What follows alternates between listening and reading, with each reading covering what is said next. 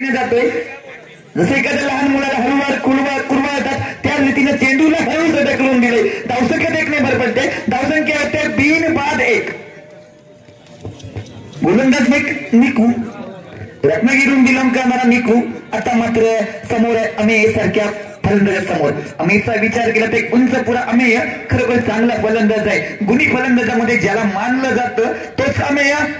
एकदा सुंदर फटका, जोरकस फटका, चेंडू अडवला जातोय, संघासाठी धावा रोखून धरतोय। सतिया बंगलवाडी आयोजित ग्रँड फिनालेचा शेवटचा दिवस, काही शेवटच्या लढती या ठिकाणी चालू आहेत। अतिशय महत्वाची लढत सुंदर मला वाटतं फसवलेला दिसतोय, मोठा मासा गाळा लागलेला दिसतोय, चक्रव्यूहात अडकवलेला दिसतोय आणि फलंदाज रनआउटच्या स्वरूपामध्ये बाद होतोय। पुढे जाऊन मारण्याच्या प्रयत्नामध्ये फलंदाज बाद होतोय। त्या ठिकाणी चांगल्या गोलंदाजासमोर कुठेतरी संयम असणं गरजेचं आहे, ते काही पाहायला मिळत नाहीये। या ठिकाणी अमेय, तुमच्याकडे निकू आहे, आमच्याकडे अमेय आहे। डीसीसी दाखवून देतात, कोण मागे हटायला बघत नाहीये, प्रत्येकाला ट्रॉफीवर नाव कोरायचंय। डीसीसी की ब्लू आहे बघूया। अमेय रत्नागिरीहून बिलॉंग करणारा निकू विरुद्ध रत्नागिरीचा अमेय। जर अजून वेळ असताना तर मुंबईहून सुद्धा काही खेळाडू मिळाले असते। वेळ कमी आहे, लिमिट आहे आमच्याकडे, कारण प्रत्येक संघ पहिल्या दिवशी राजापूर मध्ये खेळ पाहिला तर शांत पाहायला मिळतो, दुसऱ्या दिवशी शांत असतो, तिसऱ्या दिवशी मात्र किचाट पाहायला मिळतो। प्रत्येक जण आपली ताकद पणाला लावत असतो आणि ते चित्र या ठिकाणी पाहायला मिळते। असंख्य भर पडत आहे, त्यासंख्या होतो इच्छा। निकूचा विचार केला की चांगला गोलंदाज आहे, चांगला फटका, जोरदार फटका खेळला जातोय।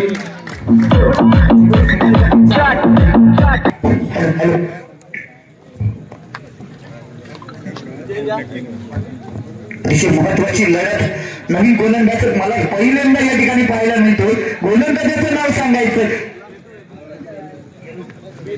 वेदू। एकदा का नाव इथे लक्षात राहिलं, वेदू आता आपल्याला वारंवार दिसणार आहे। वेदू स्वतःच पहिलं आणि डावातलं दुसरं षटक, वेदू तो अमेय असं समीकरण इकडून तिकडे हात फिरवलेला दिसतोय। चेंडू टप्पापर्यंत उसळी घेतोय, धावसंख्या या ठिकाणी 1 ने भर पडते, धावसंख्या होते ती 9।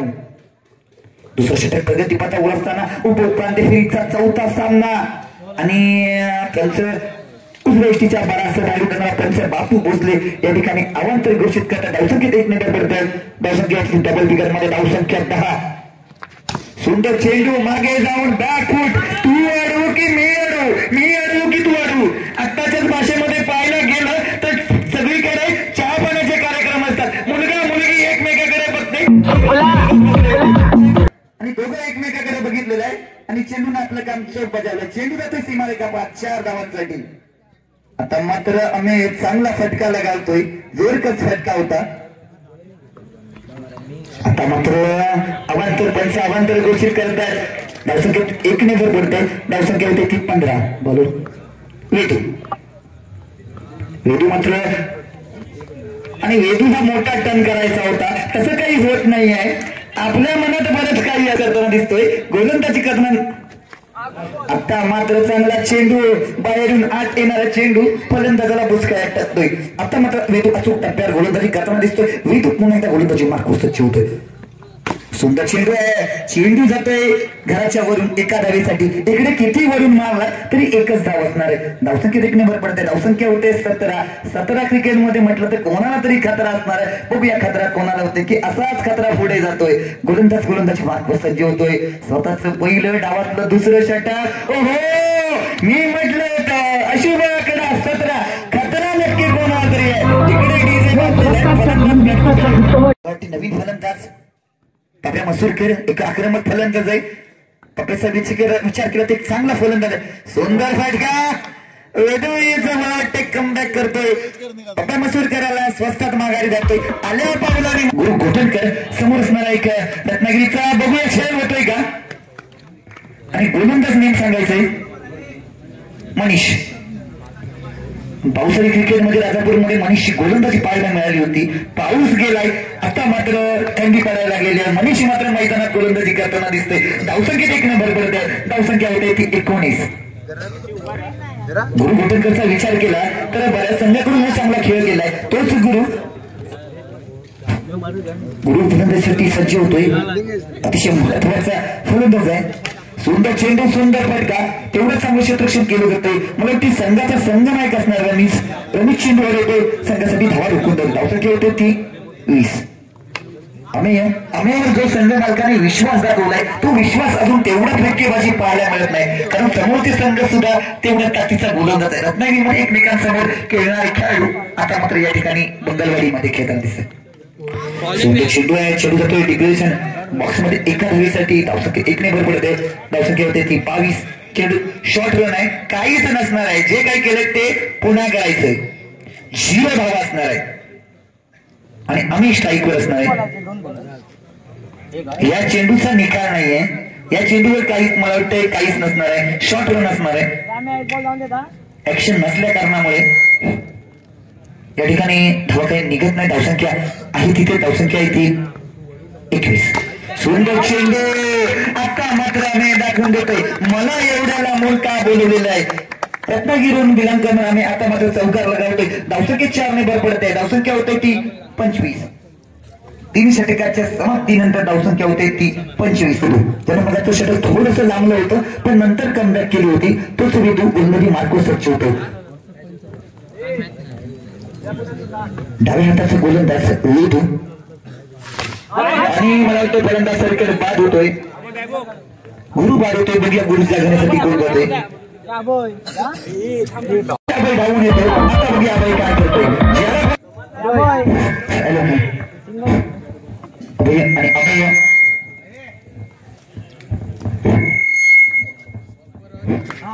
सुंदर मला वाटतं आव्हान. Hello mike check. सुंदर चेंडू, सुंदर फटका. मी मगाशीच म्हटलं होतं जोरदार टाळ्या मारायच्यात. कारण ज्यावेळी संघाला गरज असते संकट मोर्चा डीसीसी संघाचा म्हणून आपण अभयकडे बघत असतो. चांगला फटका, जोरकस फटका. चेंडू जातोय सरळ 3 मार रेगा 4 धावांसाठी. ओहो.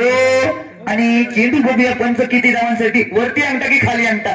आणि अंगठा खाली दिसलेला आहे. चेंडू डिक्लेरेशन बॉक्स मध्ये एका धावेसाठी. धावसंख्या 1 ने भर पडते. या ठिकाणी स्कोररचं बोट हल्लेलं दिसतंय. धावसंख्या 30. 30 आणि 1 31. अजून 3 चेंडू येणं बाकी आहेत. बघूया 3 चेंडू मध्ये किती धावा जमवल्या जातात.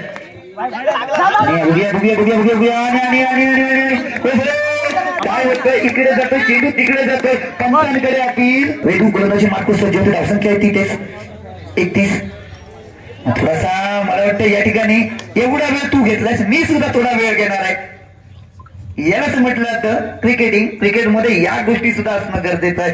अभय संकटमोचक अभय समोर असणार आहे. आणि आता मात्र जा पुढे चल माघारी रनआउटच्या स्वरूपामध्ये गडबड दिसते. गोलंदाजी मार्को सज्ज होते. सुंदर चेंडू, बुचकळ्यात टाकणारा चेंडू. पुढे पार्थ गोलंदाजी सज्ज होतोय. मंडळाचे कार्यकर्ते लक्ष ठेवायचंय. सामना चालू होतोय. पंच सांगताय स्टार्ट टू मॅच. अतिशय महत्वाची लढत आहे. चेंडू जातो डिक्लेरेशन बॉक्स मध्ये एका धावेसाठी. दोन्ही तुल्यबळ संघ आहेत. दोन्ही संघामध्ये चांगल्या गोलंदाजीचा भरणा आहे. इकडे 2 वेगवान गोलंदाज आहेत. एक असणार आहे पाच, दुसरा असणार आहे गुरु 5 समोर निकू मनीष असं समीकरण एकंदरीत पाहायला मिळतंय मंगलवाडीच्या या पटांगणावर. सुंदर चेंडू, सुंदर फटका. 6.5-7 फूट उंचीचा अमय चेंडू अडवतोय. डीसी संघाचा विचार केला तर 2 उंच खेळाडू या संघामध्ये खेळताना दिसतात. त्यामुळे त्यांच्या डोक्यावरून मारणं खूप मोठी गोष्ट आहे. मनीष गोलंदाजी मार फलंदाजीसाठी सज्ज होतोय. समोर असणारे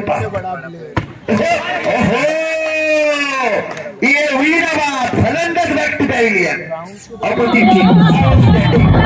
पारच्या चेंडूचा विचार केला तर अतिशय वेगवान चेंडू, यॉर्कर लेगचा चेंडू फलंदाजाला भुसकाळात टाकलं होतं आणि माघारी धाडलं होतं. सुंदर चेंडू. यालाच म्हटलं तर अचूक टप्प्यावर गोलंदाजी. फलंदाज चेंडू शोधत राहिला. गेला कुठे, टाकला कुठे, काय झालं. धावसंख्येत 1 ने भर पडलाय. धावसंख्या होते ती 3. 1 गडी बाद 3. विजयासाठी धावा जमवायच्यात 32 धावा झाल्या 3. पार्थ गोलंदाजी मार्कवर सज्ज होतोय. स्वतःच पहिलं आणि डावातलं पहिलं षटक. इकडे बॅबो सुद्धा चेंडूला शोधत बसतोय. अतिशय वेगवान चेंडू, टप्पा पडल्यानंतर चेंडू थोडासा खाली राहतोय. काय टाकायचं कमी उंचीचा चेंडू फलंदाजाला आणि षष्टीरक्षकाला भुसकाळ्यात टाकतोय. अतिशय महत्वाची लढत होणार आहे. हाय व्होल्टेजवाला मुकाबला पाहायला मिळणार आहे, यात काही शंका नाहीये. त्यामुळे कोणीही कुठेही जायचं नाहीये. अतिशय महत्वाची लढत असणार आहे. गोलंदाज पुन्हा एकदा गोलंदाजी मार्ग सज्ज होतोय. सुंदर चेंडू आणि मला वाटते निर्धाव चेंडू, दोन चेंडू मला वाटते या ठिकाणी. हा सुद्धा चेंडू निर्धाव येतोय. षटक संपलं. पहिल्या षटकाच्या समाप्तीनंतर धावा झाले 3. 18 चेंडू 29 धावा. आणि तोच निकवता बंगलवाडीच्या मैदानामध्ये खेळताना दिसतोय. बॅबोचा विचार केला तर एक चांगला गोलंदाज आहे. पार्थनं आपलं काम चोख केलंय. बॅबोच्या खांद्यावर जबाबदारी दिलेली आहे. बॅबो समोर निको.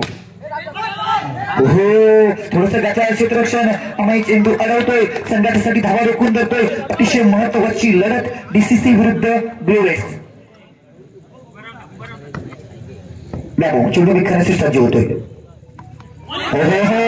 वाचण्याचा प्रयत्न आहे. इथे वाचून काही होणार नाहीये. काहीतरी बॅटने करणं गरजेचं आहे. तसं काही होताना दिसत नाहीये. निकू सारखा फलंदाज स्वतःला वाचवण्याचा प्रयत्न करतोय. ब्लू वेल संघ कुठेतरी संकटात जाताना दिसतोय. धावसंख्या जायची आता इथच्या जागेवर असणार आहे. सुंदर चेंडू आहे. आम्हाला चेंडू अडवतोय. संघासाठी धावा रोखून धरतोय. धावसंख्या 1 ने भर पडते. धावसंख्या होते ती 4. धावसंख्या 1 ने भर पडते. धावसंख्या होते ती 4.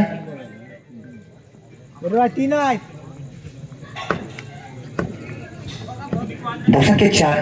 बॅबो गोलंदाजी मार्ग सज्ज होतोय. स्वतःच्या पहिल्या डावातलं दुसरं षटक. बॅबो थोडासा पुन्हा एकदा आपला ग्लास घेताना दिसतोय.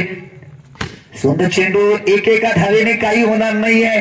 जर सामन्याकडे जायचं असेल तर धावसंख्या गुच्छामध्ये आली येणं गरजेचं आहे. तसं काही होत नाहीये.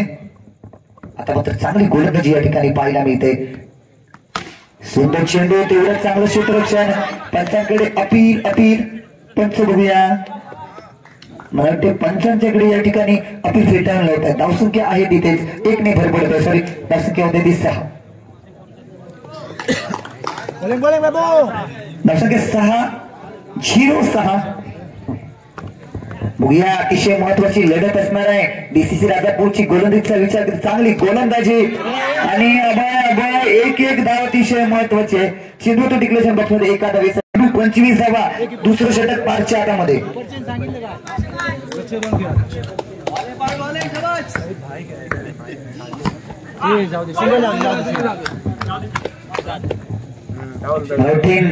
धावसंख्येत 1 ने भर पडते. ब्लू वेल्स संघाला जखडून ठेवले, बांधून ठेवले, अडकवून ठेवण्यामध्ये यशस्वी होतोय.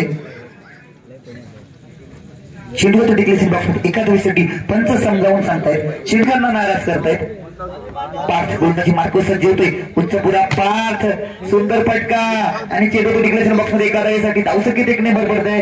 धावसंख्या होते 3-9. विचार करता पार्थ मात्र चांगली गोलंदाजी करतोय.